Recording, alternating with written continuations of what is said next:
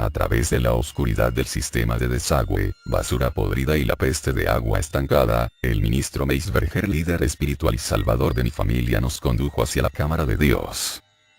Barb había vomitado 2 veces ante el desdén y el disgusto del ministro. Mis padres la habían reprendido por su falta de respeto y control sobre sus facultades. Yo también había vomitado, pero me lo tragué para evitar el castigo. Cada vez que Barb vomitó, mi madre la abofeteó y le ordenó que recobrara la compostura. Ya le había robado suficiente tiempo a nuestra agenda apretada. Dios estaba regresando a la tierra. Solo los siervos más devotos entrarían a la cámara de Dios, y haber llegado tarde ciertamente penalizaría nuestras posibilidades de entrar. Provocar que el ministro llegara tarde a un evento tan trascendental nos habría conferido ira de la congregación. Pudimos haber sido expulsados. No podía ni empezar a imaginarme lo que cambiaría si mamá y papá fuesen expulsados de la congregación. Temía por nuestra seguridad. Más por la de Barb que por la mía. Y mi familia no era originaria de la ciudad. Nos vimos forzados a mudarnos cuando el trabajo de mi papá lo transfirió desde una ciudad del medio oeste hacia la sede principal. Mis padres no habían querido venir a la ciudad. Mamá y papá eran seguidores devotos de Jesucristo. Fue así por la totalidad de sus vidas. Sus círculos sociales y bienestar espiritual giraban en torno a su iglesia. Haber sido arrancados de esto y arrojados a un ambiente completamente nuevo fue una sentencia de muerte para ellos. Al no tener ninguna otra alternativa, rentaron un apartamento pequeño en la ciudad y no hicieron ningún esfuerzo por decorar o por hacer que ese lugar se sintiera como un hogar. Papá juró que era temporal. Después de 1 año en su posición actual, solicitaría una transferencia hacia otra parte. Muy lejos de la ciudad. Más cerca de gente con creencias afines. Para ellos, las ciudades eran refugios para los impíos y paganos de pensamiento liberal. Aquellos que estaban a favor de la fornicación desenfrenada de la juventud al proveer anticonceptivos y condones. Aquellos que toleraban y aceptaban la abominación de hombres fornicando con hombres. Mujeres con mujeres. Aquellos que aceptaban estilos de vida diabólicos de libertinaje. Inmigrantes ilegales traficando drogas y buscando violar y saquear. Prostitución. Los creadores de pornografía. Sodoma moderna. Gomorra. Cualquier cosa que se te ocurriera, las ciudades suplirían esos pecados con creces. Mis padres eran fanáticos de mente cerrada, y yo los odiaba por pensar así. Y lo que es más importante, no querían que Barb y yo cayéramos en la tentación que estos lugares proporcionaban. Asumieron la misión de encontrar el lugar de culto más tradicional, rígido y conservador que la ciudad pudiera ofrecer. Saltando de iglesia en iglesia, no fueron capaces de encontrar este lugar hasta que el ministro Meisberger se les acercó por los escalones de la iglesia a la que habían estado asistiendo. El ministro los invitó a una reunión especial en el centro comunitario, prometiendo acercarlos a Dios más de lo que nadie en la tierra podría. Asistieron a muchas reuniones con el ministro y se unieron a la iglesia de Meisberger con un entusiasmo religioso renovado. La palabra de Meisberger se convirtió en ley en nuestro hogar y en nuestras vidas. Hubo cambios mayores en nuestra familia. Toda vestimenta de color fue removida de nuestro hogar. Solo se permitía ropa negra. La ropa de color era el uniforme de los inmundos. Destacar era un pecado. El negro era un reflejo de la oscuridad en el alma del hombre. Nuestros televisores, computadoras y aparatos electrónicos fueron vendidos.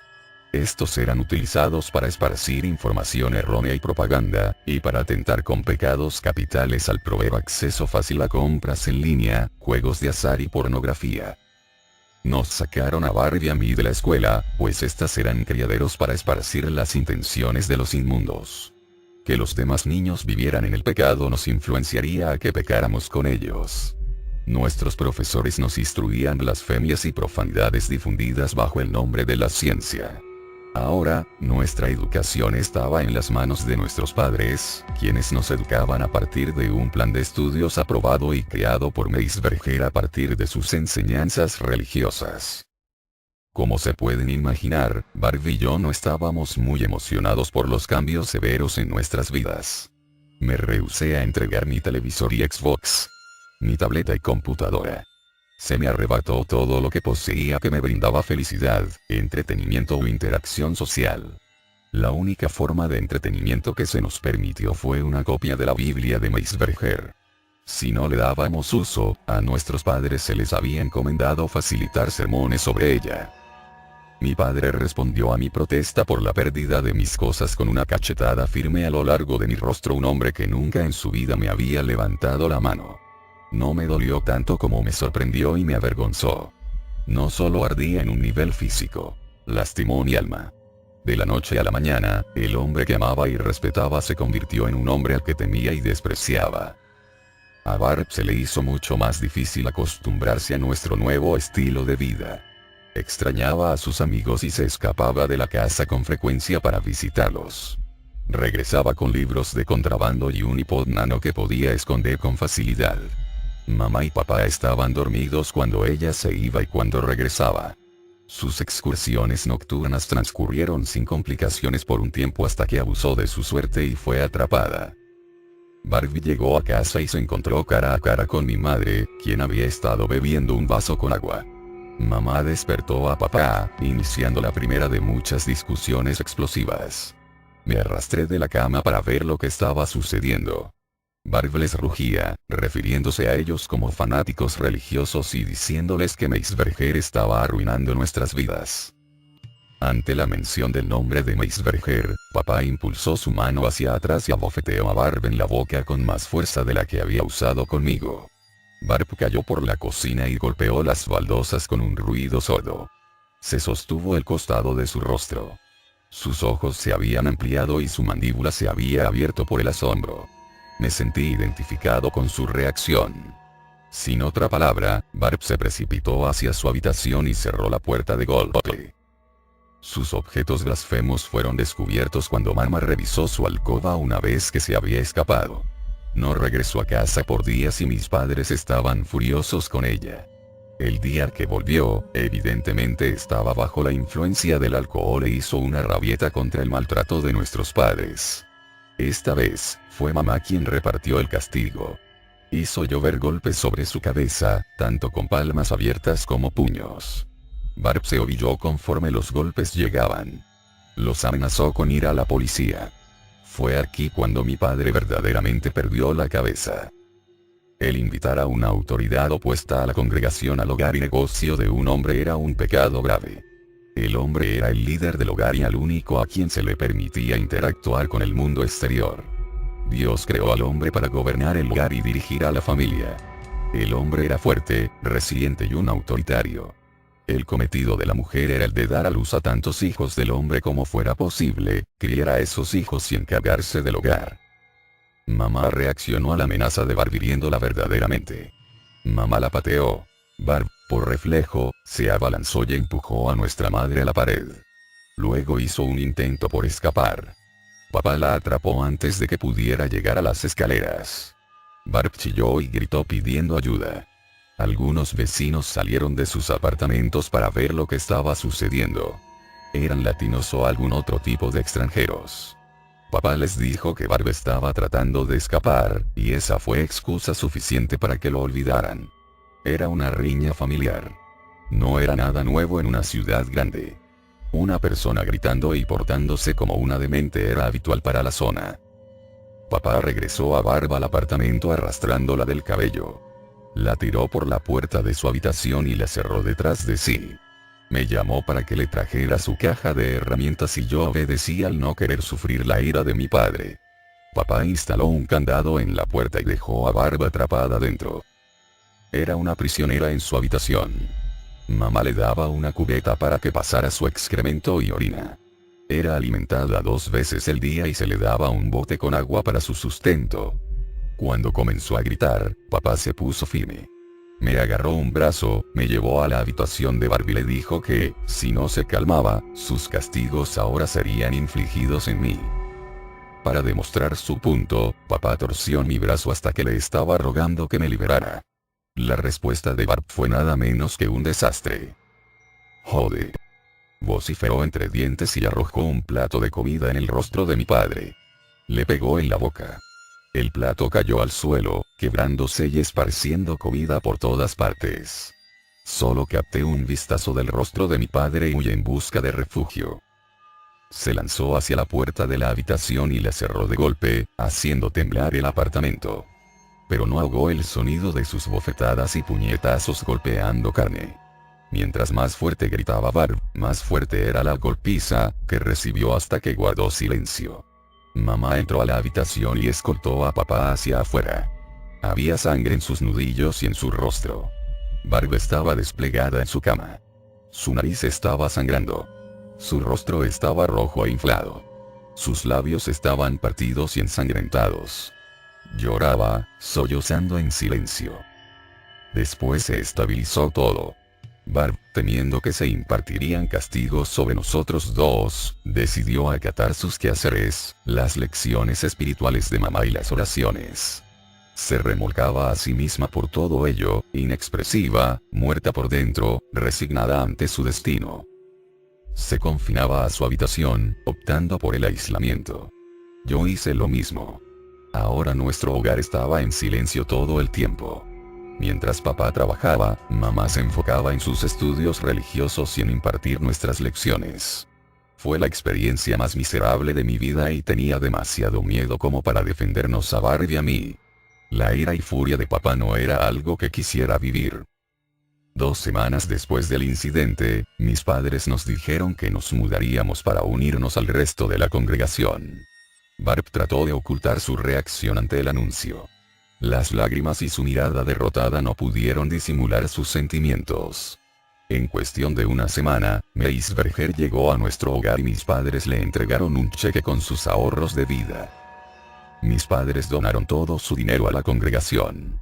Meisberger estrechó la mano de papá y le asintió su aprobación a mi madre. El contacto entre hombre y mujer no estaba permitido. Les agradeció por su diezmo y prometió que las donaciones de nuestra familia nos reservarían un lugar en los cuarteles de residencia de la congregación y un asiento al lado derecho del comedor de Dios en el gran reino de los cielos para el festín de 1000 almas. Durante su despedida, nos dijo que esperáramos su llamada telefónica mientras se hacían las preparaciones. Pasó una semana antes de que llegara la llamada. Meisberger había sido bendecido con una visión de la congregación entrando a la cámara de Dios. Se nos dijo que nos vistiéramos con nuestras prendas más finas y que nos encontráramos con él en la dirección dada 1 hora antes de la medianoche. Mis padres estaban atolondrados por la emoción y esperaban que nosotros nos uniéramos a su celebración. Barb impregnó su rostro con una sonrisa falsa y se excusó para ir al baño. Todo su júbilo la sobrecogía. Tuvimos un almuerzo tradicional de arroz blanco, papas hervidas y pollo asado. Comida insípida que no nos seduciría hacia la gula. Antes de que el almuerzo terminase, papá le entregó a Barb una pastilla y demandó que se la tragara. Dijo que el ministro lo había ordenado. No pudo esconder sus manos y labios temblorosos. Lágrimas ágiles y espesas se derramaban por los costados de sus mejillas. Negó con la cabeza y le rogó a nuestro padre que tuviera piedad. Él le contestó con una mirada. La aterrorizó y la sometió simultáneamente. Barb se tragó la pastilla. Mamá la obligó a abrir su boca para demostrar que se la había tragado. 1 hora más tarde, Barb estaba fuera de sí. Arrastraba las palabras y tenía problemas para comprender lo que estaba sucediendo. Mamá le dijo que era normal y que no se preocupara.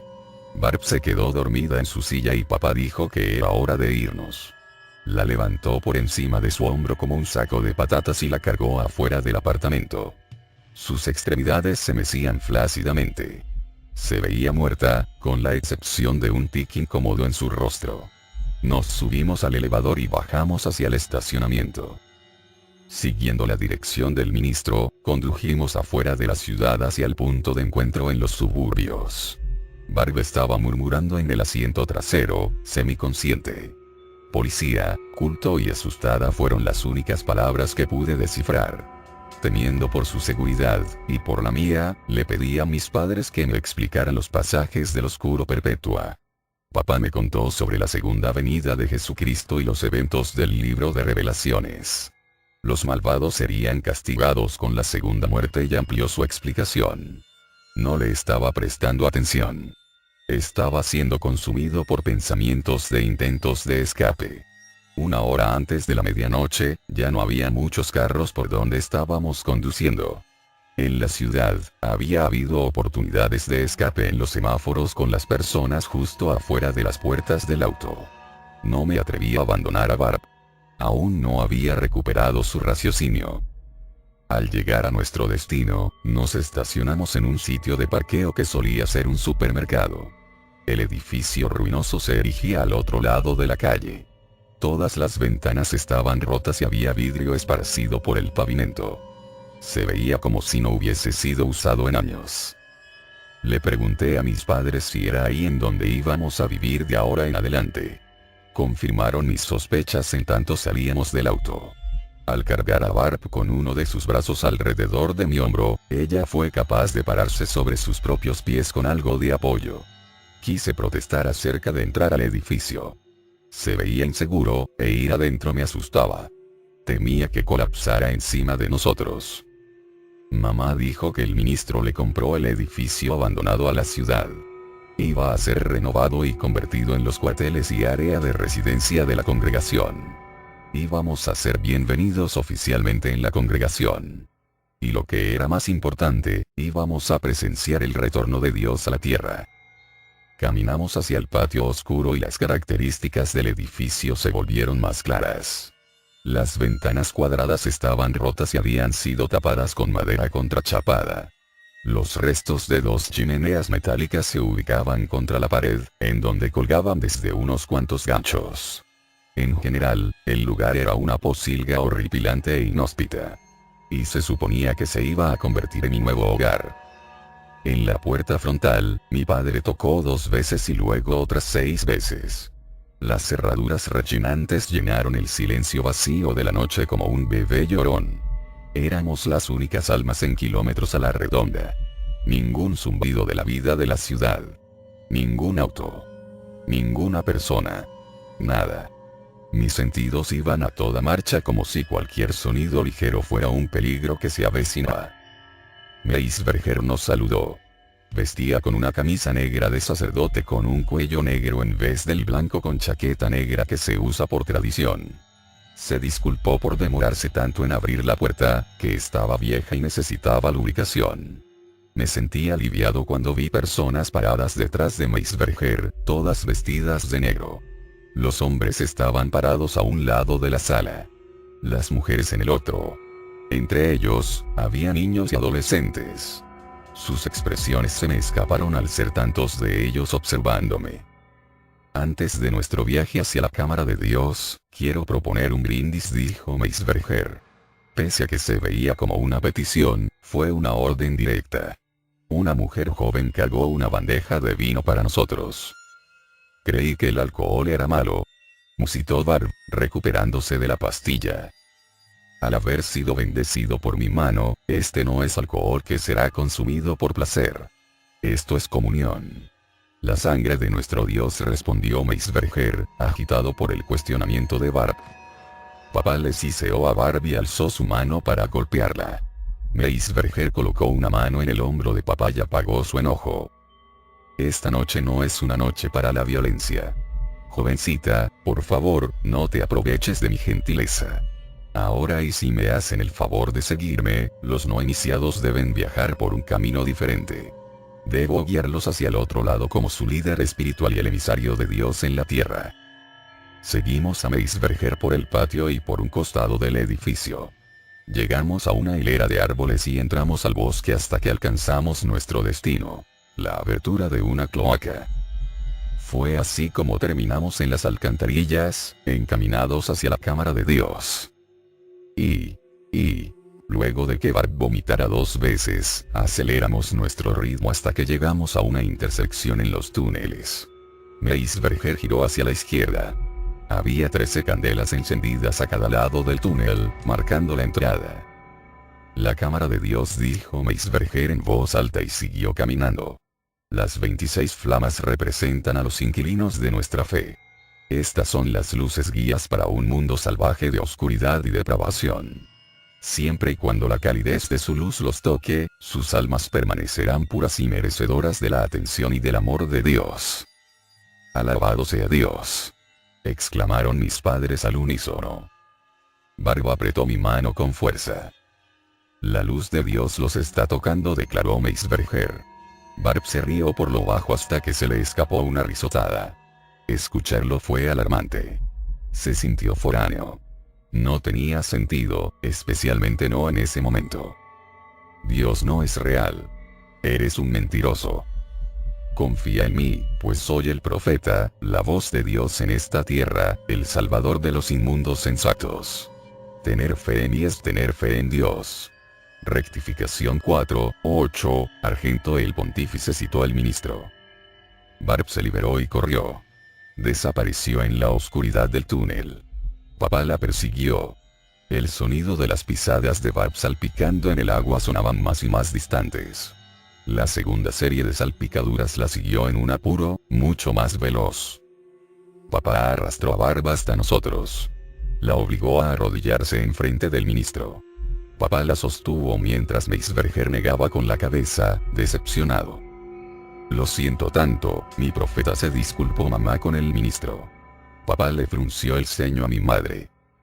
Al estar a cargo de los niños y de su evolución espiritual, el comportamiento de Barb se reflejaba gravemente sobre ella y, por ende, la casa de mi padre estaba fuera de control. Lo último que querían era que Meisberger viera a Barb rebelándose en contra de la autoridad de sus padres. Papá trató de ponerla de pie.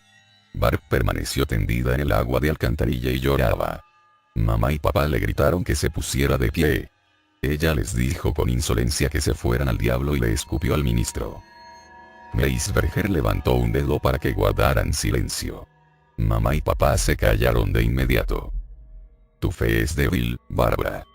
Confía en Dios. Confía en mí. O la oscuridad te reclamará como su puta. El ministro hizo su mano y azotó a Barb en el rostro. El sonido reverberó a través del túnel e hizo eco en la distancia. Barb soltó un alarido. Papá y Meisberger la pusieron de rodillas. Así es. Soy una grandísima puta. Quiero que toda la oscuridad del mundo me penetre como una verga gruesa. Soy una ramera. Una maldita zorra sucia. Vociferó mi hermana, y yo permanecí inmóvil, horrorizado. Nunca la había escuchado hablar de esa forma. Sonó como una persona distinta utilizando los labios de Barb para enunciar un lenguaje irremediablemente soez. Estoy tan avergonzada, y se excusó mamá cubriendo su pena con sus manos. No te preocupes, linda. Salvaremos el alma de tu hija, sea que ella lo quiera o no. Meisberger se dirigió a la puerta y le dio unos cuantos golpes. 2 veces y luego otros 6. La puerta se abrió y una luz bañó al túnel. Me hirió la mirada. Necesito 4 hombres, llamó Meisberger. 4 hombres llegaron a la cloaca y vieron a Barb en el estiércol. Sin decir nada, se dirigieron hacia ella y la levantaron del suelo a pesar de sus protestas. Ella pataleó, blandió sus brazos y se retorció. Gritó por auxilio y yo no pude hacer nada. ¿Qué podría hacer en contra de 4 hombres, mis padres y el ministro? Sus ojos me perforaron, retándome a que intentara ayudar a mi hermana. Como el cobarde que era, distancié mi mirada de lo que estaba sucediendo y permití que continuara. Los 4 hombres arrastraron a mi hermana a la cámara de Dios. El ministro y mis padres los siguieron. Me dejaron a solas en el túnel. La única persona restante cuya lealtad y fe quedaba en duda. Era una prueba. Tenía que serlo. Querían ver si iba a escapar. Sabían que no lo haría. Amaba a mi hermana demasiado como para que la dejara sufrir sus insultos y castigos por sí sola. Al entrar a la cámara de Dios, el hedor de la porquería de alcantarilla fue sustituido con el olor de madera candente e incienso. La calidez me envolvió, lanzando escalofríos por todo mi cuerpo. Se sentía celestial. Había chimeneas ardiendo a lo largo de la cámara. Los adoradores esperaban a los costados de los fuegos con sus Biblias en mano, rezando. Bienvenidos a la cámara de Dios, anunció Meisberger desde el centro de la habitación. Y una muy especial bienvenida a nuestros últimos invitados, la familia Dayton. La congregación respondió con murmullos de bienvenida. Estamos aquí reunidos en la presencia de Dios, del profeta y de los inmundos sensatos para bautizar a la familia Dayton en nuestra iglesia. Déjenme ir, rogó Barb. El ministro se giró hacia uno de los hombres que habían arrastrado a Barb y le asintió. El hombre le pegó en la boca. Ella gritó y se quedó callada una vez más. Mamá y papá se pararon de frente y al centro, en el podio de Meisberger. Accediendo a su petición, me uní a mis padres.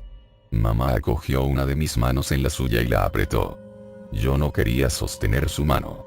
No quería tener nada que ver con ellos. Frente al podio, había un ataúd enorme que se parecía a un sarcófago egipcio. Sus lados habían sido esculpidos decorativamente con dos ángeles que sostenían al mundo en sus hombros. La parte superior había sido esculpida en la forma de un hombre con sus brazos cruzados. Un aura emanaba de sus rasgos. Drew Dayton, Linda Dayton, Barbara Dayton y Raymond Dayton, den un paso al frente y acepten la gloria, el poder y la iluminación de Dios. Papá dio un paso al frente y cayó de rodillas. Mamá lo siguió y me jaló al piso con ella. Barb fue arrastrada a mi lado y la obligaron a agacharse. Mi corazón se partió por ella. Meisberger se bajó de su podio y fue primero a donde mi padre. Drew Dayton, te entregas a ti mismo y a tu familia al profeta y a Dios hasta el día de tu muerte y lo que sobrevenga.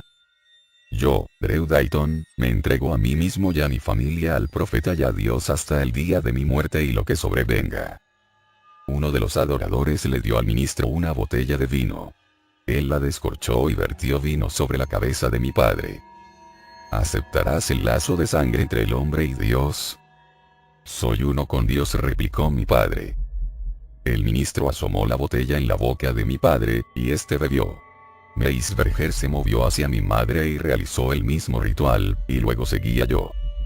Raymond Dayton, ¿te entregas al profeta y a Dios hasta el día de tu muerte y lo que sobrevenga? Al no disponer de ninguna otra salida, contesté. Yo, Raymond Dayton, me entrego a mí mismo el profeta y a Dios hasta el día de mi muerte y lo que sobrevenga. Meisberger vertió vino sobre mi cabeza. Me dio escalofríos a pesar de su calidez. Levantó mi cabeza y vertió vino en mi boca. Tenía un sabor agrio y podrido junto con algo de sabor metálico sutil.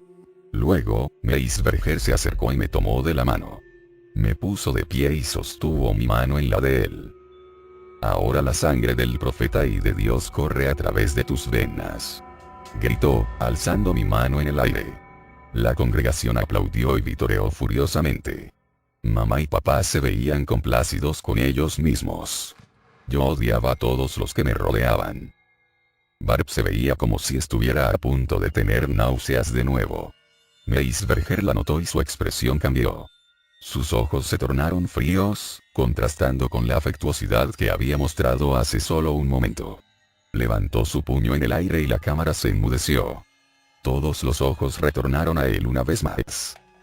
Bárbara llamó al ministro llenando la cámara con el estruendo de su voz. Es momento de que elijas. ¿Te quieres unir a tu familia? ¿Quieres caminar en la luz cálida de Dios? Por el bien de tu alma eterna, realmente espero que reconsideres tu postura. En ese momento, Barb alejó su mirada del ministro y se giró hacia mí. No me lo preguntó en voz alta. No hubo necesidad. Sus ojos lo dijeron todo. Me rogó por una respuesta. Todos los ojos se postraron en mí, y me di cuenta de que no tenía ninguna otra elección. Me dirigí hacia mi hermana, coloqué una mano en su hombro y le dije que se uniera a nuestra familia. Se echó a llorar y murmuró algo entre los sollozos que no logré entender. Meisberger dio un paso al frente y colocó sus dedos bajo su mentón, levantando sus ojos para que se encontraran con su mirada. Barbara Dayton, antes de ingresar a esta cámara sagrada, declaraste tu deseo de fornicar con la oscuridad y con los inmundos.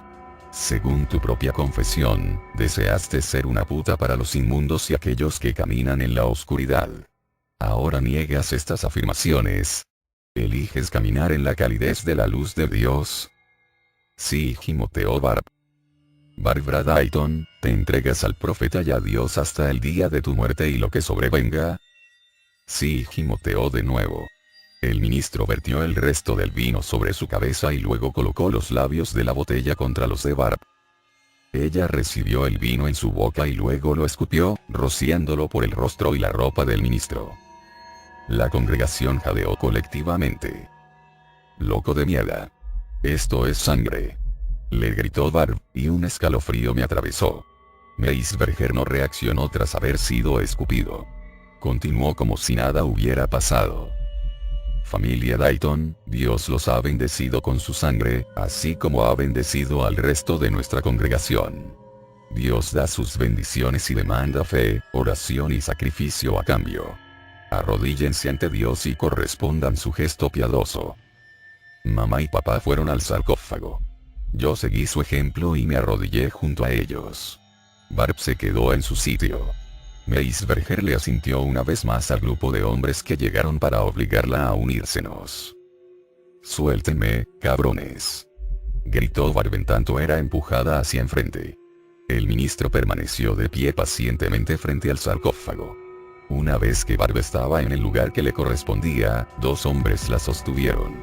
Meisberger les asintió con la cabeza para agradecerles. En su mano, el ministro sostenía una joya con detalle asombroso que estaba incrustada en una daga manchada de sangre. Mi corazón me golpeaba el pecho. Drew Dayton, Dios demanda tributo. Complácelo como has jurado. El ministro arrastró la daga por su propia mano e hizo una mueca. Colocó su mano sobre la boca de la figura esculpida en el sarcófago y derramó sangre en ella. Siguiendo las acciones del ministro, papá pasó la daga por su palma y alimentó al sarcófago. Luego siguió mamá y cortó su mano para darle su sangre a Dios. Cuando mamá me pasó la daga, sentí como si fuera a perder mi coraje. No sabía si podría seguirle el juego a la fachada de esos fanáticos religiosos. Mis manos temblaron ante el panorama de la sangre en la daga. El mango estaba resbaloso. Raymond, ríndele tributo a Dios, me urgió el ministro. Su rostro serio y de lagarto observó mi mano con atención. Al tener un arma, me di cuenta de que tenía la oportunidad para acabar con esa farsa y demostrarle a la congregación que este no era ningún profeta o emisario de Dios. Pero luego sería asesinado, o peor. Me pregunté si valdría la pena, y llegué a la conclusión de que no. Meisberger podría sobrevivir y todo habría sido para nada. Barb seguiría sufriendo. Todo sería en vano. Tragué el hueso, apreté mi mandíbula y me corté la palma. Me acerqué a la tumba ceremonial y coloqué mi mano sobre la boca al igual que habían hecho mamá y papá. La sangre cayó adentro. Meisberger llegó y presioné mi mano para cubrir la porción de la boca. Algo dentro del sarcófago me tocó. Grité, queriendo alejar la mano. Meisberger la mantuvo en su sitio. Fuera lo que fuera eso que yacía adentro, lamió la sangre desde la herida con una lengua fría y resbalosa. Recorrió la totalidad de mi palma, ingiriendo la sangre con un sorbo grotesco. Fueron los segundos más largos de mi vida. Meisberger liberó mi mano y señaló a mi familia para que regresara con ellos. Dios obra de maneras misteriosas. Maneras que los inmundos nunca entenderán. Nosotros, los fieles, adoramos a un Dios poderoso. A un Dios verdadero. A un Dios de acción y amor que no permite el sufrimiento de su rebaño. Coloca tu fe en Dios, pues todo es posible a través de Él y solo a través de Él. El ministro levantó su mano ante la congregación y les mostró su palma. La herida se había esfumado. Vi mi propia mano y descubrí lo increíble. Mi herida también se había esfumado. La congregación jadeó una vez más en señal de gozo. Me volteé hacia Barb y vi que su asombro igualaba el mío. Barbara Dayton. Nuestro Dios te ha escogido para la salvación. Tú rechazas su selección. Rechazas la autoridad de tu padre. La crianza de tu madre. Cometiste blasfemia en la presencia de Dios y del profeta, y te resistes a nuestros esfuerzos de llevarte a la luz y la calidez de la gloria eterna de Dios. El asombro en el rostro de Barb se había desvanecido. En su lugar, se arraigó el miedo. Temblaba y trató de ponerse en pie. Los hombres continuaron sujetándola. Ella se retorció y recibió otra manotada en el mentón por su oposición. Quizá es por esto que Dios te prefiere más que a la mayoría de nosotros. Tú necesitas el amor de Dios más que cualquiera. Dios me ha comandado que te lleve más cerca de su ser. El ministro gesticuló con una mano hacia el sarcófago y los hombres arrastraron a Barb hacia adelante. Ella gritó y pateó con lo último que quedaba de su fortaleza y espíritu. Mi hermana luchó y luchó, algo que yo había sido muy cobarde para intentar. Cariño, no te resistas. Dios te ha elegido. La alentó mamá. Papá sostuvo a mamá en sus brazos. Lágrimas de alegría se derramaban por los rostros de ambos. Un grupo de mujeres mayores se acercaron a los hombres que sostenían a Barb. Le jalaron su vestimenta y se la arrancaron. Cerré los ojos y me cubrí las orejas. Pero no hizo mucho para ahogar los gritos y el desgarramiento de tela. La multitud que la rodeaba terminó su tarea con facilidad. Barb estaba postrada ante la congregación, desnuda y pálida. No pude soportar verla. 4 de los hombres se habían despegado del grupo. Fueron hacia el sarcófago y, juntos, retiraron la cubierta de roca pesada. El olor de putrefacción antigua flotó desde la tumba abierta. Fue como un animal muerto abandonado bajo el calor. Abrumó al olor de madera candente e incienso. Mis ojos se pusieron llorosos. Me atraganté. Quienes sostenían a Barb la guiaron hacia el sarcófago. Barb se opuso a ellos.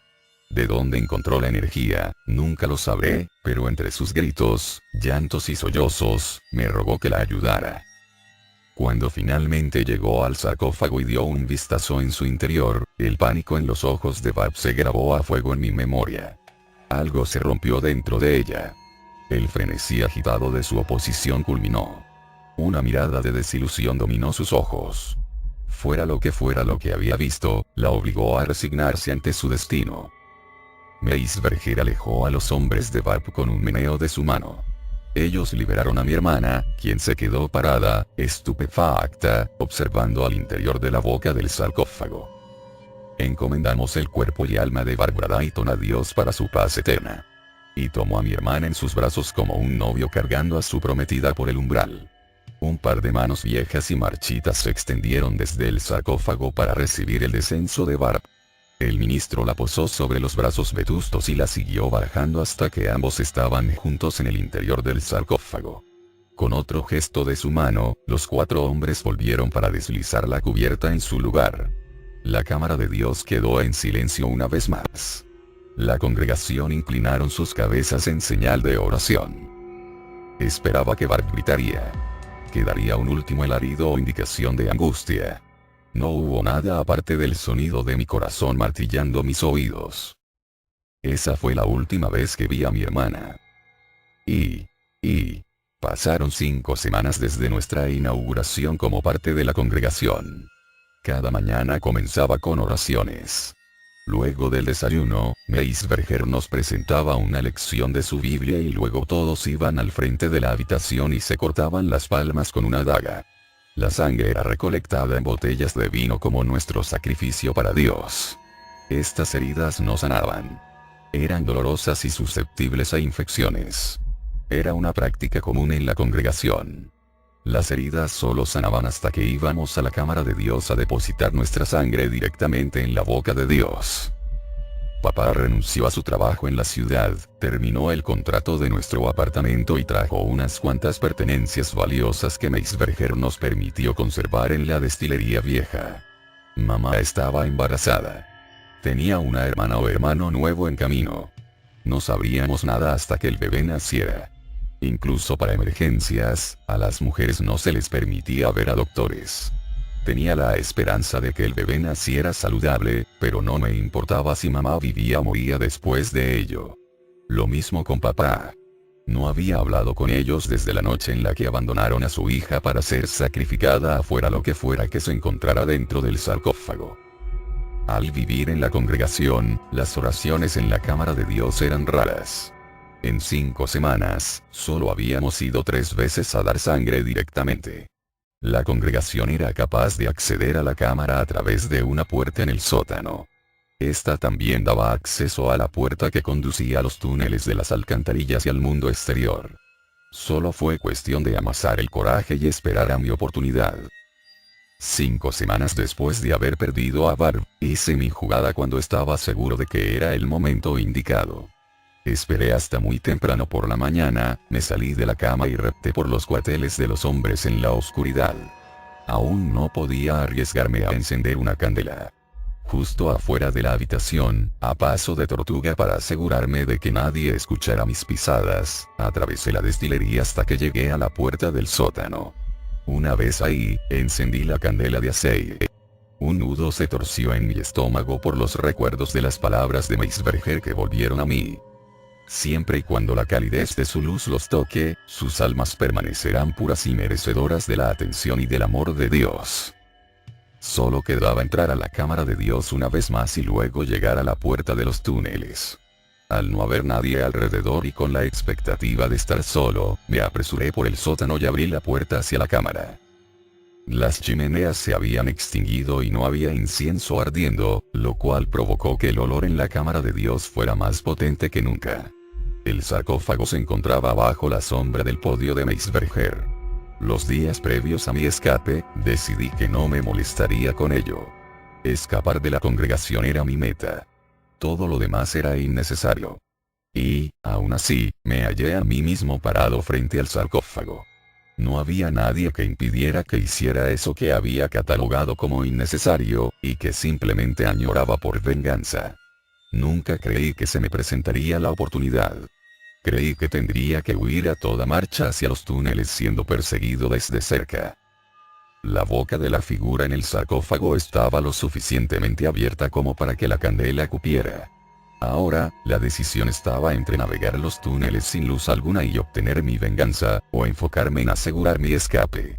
Mi mente estaba abrumada, sopesando los pros y los contras en tanto el tiempo se escurría con más y más posibilidades de que fuera encontrado.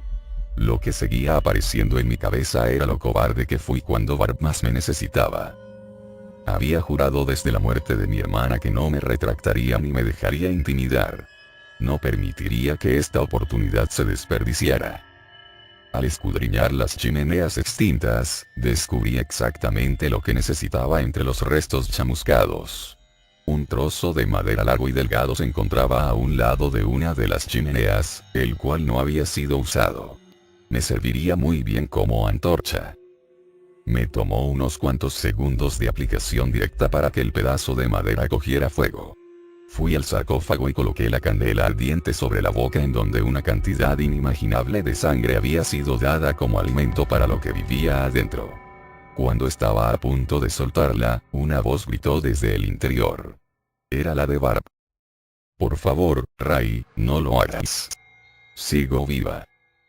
No pude creer lo que escuché ante el sonido de la voz. La esperanza llenó mi corazón solo por un instante, antes de que me cayera en cuenta que realmente no podía creer lo que escuché. Fuera lo que fuera eso que descansaba en el interior del sarcófago, poseía poder. Me lo demostró cuando tomó a Barb. No me importaba si se trataba de un dios, del único dios o de algo completamente distinto. Me arrebató a mi hermana y trató de usar mi recuerdo de ella para escudarse de su condena inminente. Adiós, Barb, dije y dejé caer la candela de aceite en la boca. El sarcófago estalló en llamas. La criatura aulló en agonía. Aún puedo escucharla en mi mente, pues su sufrimiento me da placer. No me pude quedar para disfrutarlo. Corrí a la puerta del túnel y luego por las alcantarillas. Navegarlas fue confuso. Cada giro conducía a otro callejón sin salida. La antorcha ya casi se consumía. Su calor era incómodo y me quemaba los dedos. Se acabó poco después de que encontrara el camino hacia la salida. Corrí bajo la luz de la mañana. Sin saber en dónde estaba o hacia dónde iba, me adentré en el bosque con la esperanza de que los árboles cubrieran mi escape. No había escuchado a nadie llegar a los túneles y no había visto a nadie afuera tampoco. Estaba solo. El bosque no era tan denso o amplio como había imaginado. Llegué a una carretera transitada después de unos minutos. Había multitud de carros. Había tiendas abiertas. Personas saliendo de sus apartamentos. Vestían con otros colores aparte del negro. Se sentía irreal. Pensé que estaba soñando. Con un vigor renovado, me apresuré por la calle hacia un Dunkin' Donuts. El aroma intenso de café recién preparado hizo que mis ojos rodaran al reverso de mi cabeza. Corrí a un lado de las personas que estaban esperando en la fila de la caja registradora y pedí que me dejaran usar el teléfono para llamar a la policía. La policía llegó al Dunkin' Donuts y me llevaron a la estación. Les conté todo sobre el ministro Meisberger, mis padres y el área de residencia de la congregación a solo unos bloques de distancia. Horas más tarde, la policía le cayó como enjambre a la destilería y descubrieron que la congregación había huido. Los oficiales en la escena dijeron que el edificio olía a humo y carne chamuscada. No había nadie adentro. Se veía como si todos habían dejado lo que estaban haciendo y se fueron corriendo. Lanzaron una orden de búsqueda para un grupo de personas vestidas de negro y viajando con niños. Pero se volvió innecesaria cuando la policía descubrió que el sistema de tuberías debajo de la destilería se conectaba y ramificaba a muchos otros lugares. Tomaría algo de tiempo el enviar a oficiales para que revisaran cada ubicación. Ya era demasiado tarde. La congregación había eludido ser capturada. Los restos del sarcófago quemado confundieron a todos. Cuando se me pidió que lo explicara, les dije que la congregación creía en un Dios que había estado ahí dentro. Que fui obligado a adorarlo y darle sangre. En tanto la búsqueda de Meisberger y de la congregación era efectuada, se me mandó a protección de testigos. Estuvo bien por mí. No tenía a dónde ir. No tenía padres, ni hermanos, ni ninguna vida la cual retomar. La congregación me había arrebatado todo, excepto la oportunidad de comenzar de nuevo. Casi han pasado 8 años desde aquellos eventos y me he mudado a California. A miles de kilómetros de distancia de cualquier persona que he conocido. Comencé una nueva vida aquí. Terminé la escuela secundaria, me gradué de la universidad y ahora estoy sacando una maestría en psicología. Actualmente, soy voluntario en una organización sin fines de lucro que ayuda a niños y adultos que han sobrevivido a abuso ritualista, manipulación mental y tortura física por parte de las personas en quienes más confiaban. Este tipo de trauma se queda contigo por el resto de tu vida, pero te ayuda a conectarte con otros que lo sufrieron y prestar una oreja. En mi caso, mi sueño es ver a Meisberger y a todos en la congregación siendo capturados, sentenciados en corte y enviados a prisión. El conocimiento de que sus actividades sean expuestas para el mundo bastaría para mí. El saber que no podrían herir a nadie más le traería paz a mi alma, y una sensación de cierre que me permitiría superar la terrible experiencia.